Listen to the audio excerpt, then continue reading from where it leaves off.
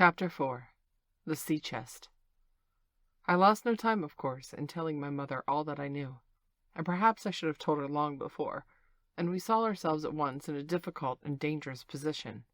Some of the man's money, if he had any, was certainly due to us, but it was not likely that our captain's shipmates, above all the two specimens seen by me, Black Dog and the blind beggar, would be inclined to give up their booty in payment of the dead man's debts.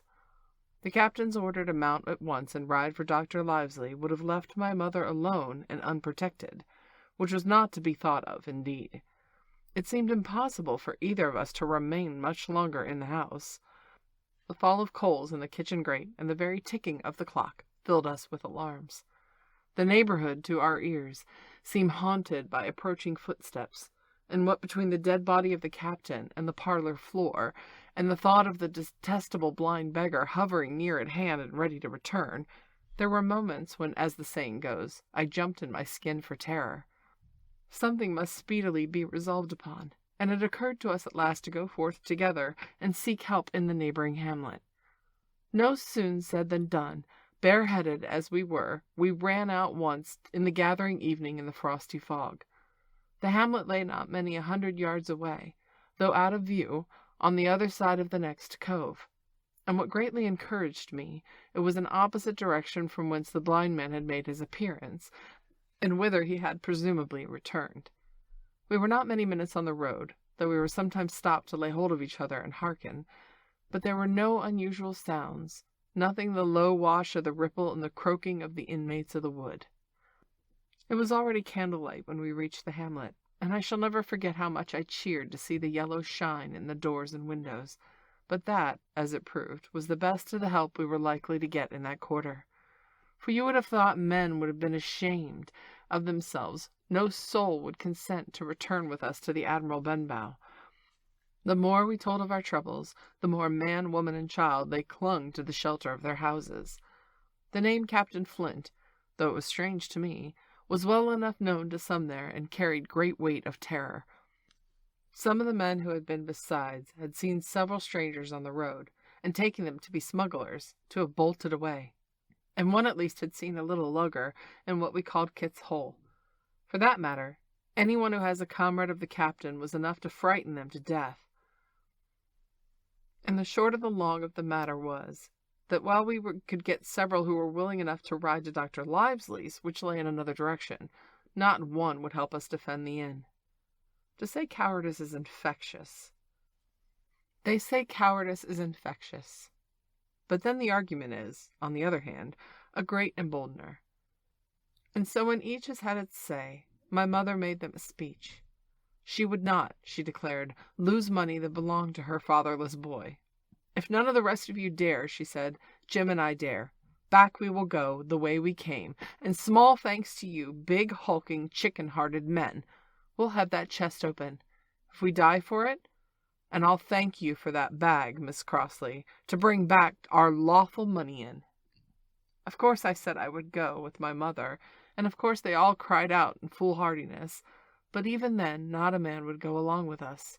All they would do was give me a loaded pistol, lest we were attacked, and promise to have horses ready and saddled in case we were pursued on our return, whilst one lad was to ride forward to the doctor's in search of armed assistance.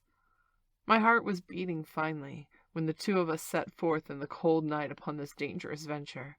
A full moon was beginning to rise and peered readily through the upper edges of the fog, and this increased our haste, for it was plain, before we came forth again, that all would be as bright as day, and our departure exposed to the eyes of any watchers. We slipped along the hedges, noiseless and swift, nor did we hear or see anything to increase our terrors, till, to our relief, the door of Admiral Benbow had closed behind us.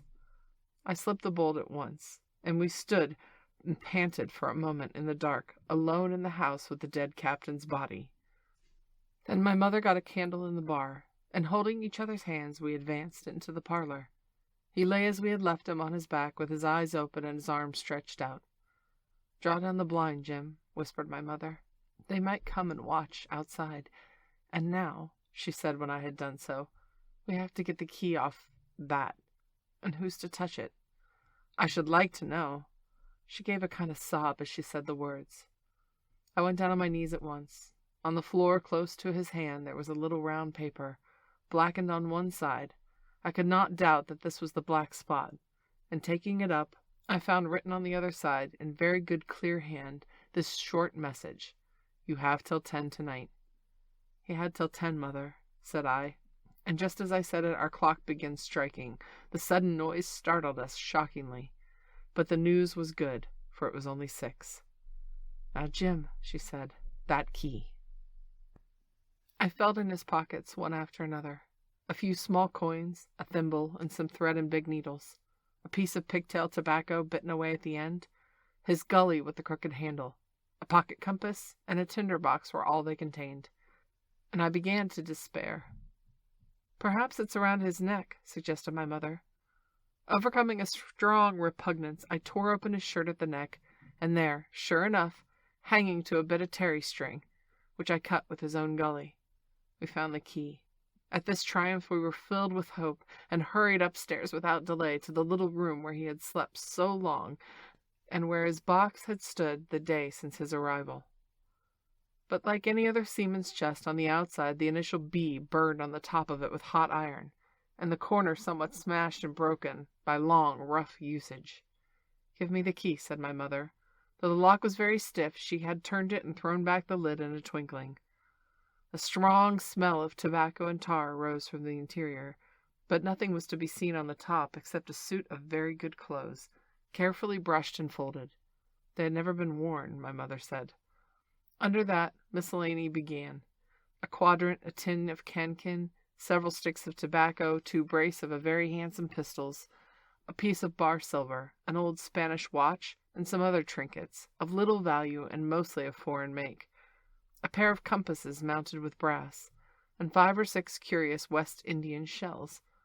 I had often wondered since why he should have carried about these shells with him in his wandering, guilty and haunted life. In the meantime we had found nothing of any value but the silver and the trinkets, and neither of these were in our way. Underneath there was an old boat cloak, whitened with sea salt on a many harbor bar. My mother pulled it up with impatience, and there lie before us the last things in the chest: a bundle tied up in oilcloth looking like papers, and a canvas bag that gave forth a touch the jingle of gold. "I'll show these rogues that I'm an honest woman," said my mother. "I'll have my dues and not a farthing over. Hold Mrs. Crosley's bag." She began to count over the amount of the captain's score from the sailor's bag into the one I was holding. It was a long, difficult business, for the coins were all of countries and sizes, Dublins and louis d'ors, guineas and pieces of 8, I know not what besides, all shaken together at random. The guineas, too, were about the scarcest, and it was with these that only my mother knew how to make her count. When we were about halfway through, I suddenly put my hand upon her arm, for I had heard in the silent, frosty air a sound that brought my heart into my mouth, the tap-tapping of the blind man's stick upon the frozen road. It drew nearer and nearer, while we sat holding our breath. Then it struck sharp at the inn's door. Then we could hear the handle being turned, and the bolt rattling as the wretched being tried to enter. And then there was a long time of silence both within and without. At last the tapping recommenced, and to our undescribable joy and gratitude, died slowly away again until it ceased to be heard. "Mother," said I, "take the whole and let's be going." For I wasn't sure the bolted door must have seemed suspicious, and would bring the whole hornet's nest about our ears, though how thankful I was that I had bolted it. None could tell who had never met that terrible blind man. But my mother, frightened as she was, would not consent to take a fraction more than was her due, and obstinately unwilling to be content with less. It was not yet 7, she said, by a long way, and she knew her rights, and she would have them. She was still arguing with me when a little low whistle sounded a good way off upon the hill.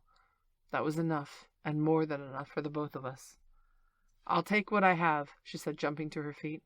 "I'll take this to square the count," and said I, picking up the oilskin packet. The next moment we were both groping downstairs, leaving the candle by the empty chest, and the next we opened the door and were in full retreat. We had not started a moment too soon.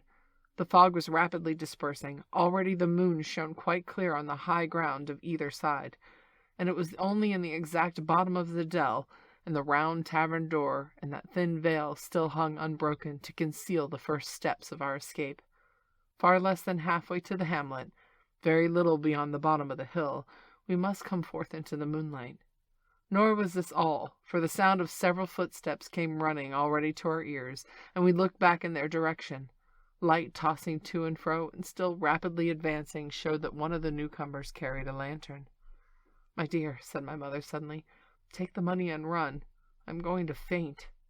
This was certainly the end for both of us, I thought. How I cursed the cowardice of the neighbors! How I blamed my poor mother for her honesty and her greed, for her past foolhardiness and present weakness. We were just at the little bridge, by good fortune, and I helped her, tottering as she was, to the edge of the bank, where sure enough she gave a sigh and fell on my shoulder. I do not know how I found the strength to do it all, and I'm afraid it was roughly done, but I managed to drag her down the bank and a little way under the arch, for the bridge was too low to let me do more than crawl below it. So there we had to stay, my mother almost entirely exposed, and both of us within earshot of the inn.